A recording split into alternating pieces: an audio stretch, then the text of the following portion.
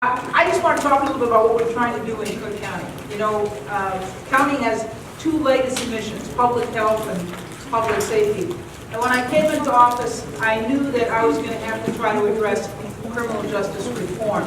And surely Commissioner Garcia has been an ally in that effort. When we walked in the door, and both of us came into office together, there were 10,000 people in the jail, average on a daily basis. And they're now, I understand, less than 7,500. So we've seen basically a 25% reduction in the average population in the jail. And we've done that by making sure that people who are accused of nonviolent crimes do not spend the time between their accusation and the disposition of their case in jail. And what we've seen, frankly, is a lot more people get released on their own recognizance and get electronic monitoring rather than having cash bonds that they can't pay. We all know that our jails are full of black and brown folks who are poor. I usually say jails are at the intersection of racism and poverty.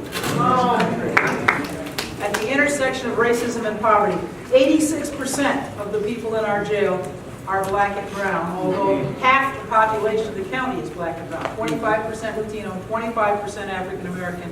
So 50% black and brown, but 86% of the people in the jail are black and brown. So we've focused on trying to reduce the jail population, trying to be sure that people who are accused of nonviolent crimes don't have to wait in jail for the disposition of their cases.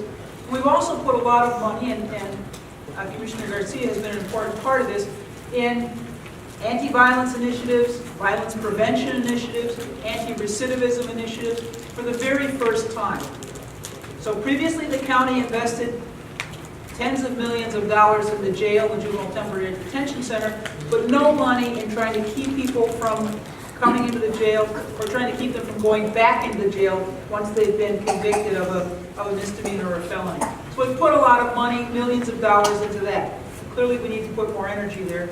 And we also began 2 years ago, in addition to those areas, put money into restorative justice initiatives. So violence prevention, anti-recidivism, restorative justice efforts have been a focus of the county in the time that Commissioner Garcia and I have been there for this first time in the county's history. And as we reduce the jail population, our hope is that we can put more resources into those kind of initiatives rather than just the jail. And please understand, the jail is very expensive.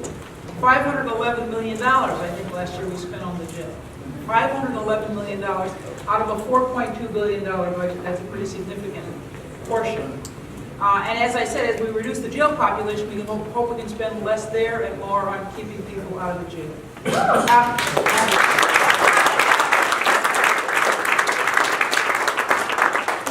We've also worked hard in Springfield. So one of the things we've tried to do is be sure that young people are who come into the system are treated in juvenile court rather than adult court. So we raised the age to be sure that people 17 and under were in the juvenile system. We said juveniles should be sent to adult courts for fewer offenses, so we narrowed the offenses that would mean that a young person was tried in adult court, because the juvenile courts are focused on rehabilitation. They're focused on helping people turn their lives around. And the adult courts are focused on punishment. So we want to keep as many juveniles as we can in the juvenile system so they get hopefully the attention and support and opportunities to turn their lives around rather than simply being punished. And actually in the last year, we also, that's a couple years ago, in the last year we also passed some legislation that would help further reduce the number of young people who are going to our criminal justice system by trying to keep young people out of state prisons for drug offenses. We all know that the addiction problems we have in this country need to be addressed in the public health arena and not in the criminal justice arena. We want to be sure, especially that that's the case for our young people. And my understanding is that Governor Rauner just signed the legislation that we worked so hard for in Springfield, so that will become law, I believe, in the beginning of next year. So we focused a lot on juveniles and what happens to them in criminal justice.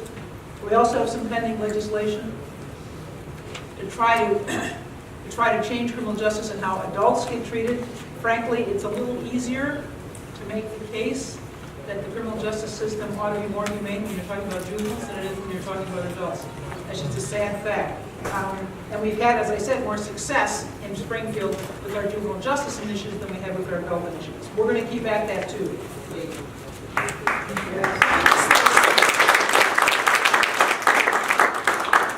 We can't do any of this good work without partners. I'm very grateful to the advocates and to the lobbyists who helped us in Springfield and who advocate around these issues every day. You know, I think there's finally a coming together in this country of the people who are concerned about social justice and our criminal justice system, and the people who are concerned about the money that we spend. Okay? We spend $143 a day to keep somebody in jail, more than $50,000 a year. I've got a college-age daughter. I usually say you can send your kid to a very fine private college for what it costs us to keep somebody in jail. That doesn't make any sense. We need your support as advocates as we push legislation in Springfield, as we try to reallocate resources in Cook County. I want to thank Jenny and Raul from Communities United.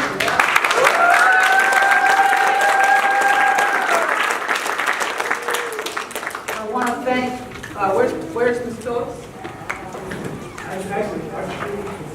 Oh, Archery, okay. Thank you, I'm wrong here. Mr. Phillips, from Target Area Court.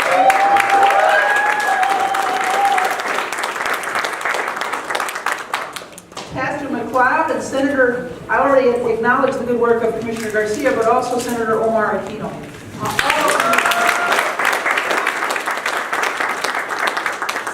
I want to thank you all for your good work. I want you to know that we appreciate it as elected officials, and that we are much more effective when we have community partners that focus on these issues, that advocate in their communities and across the city and the county for reform in our criminal justice system, because that's the only way we're going to achieve it. Thank you so much for your good work.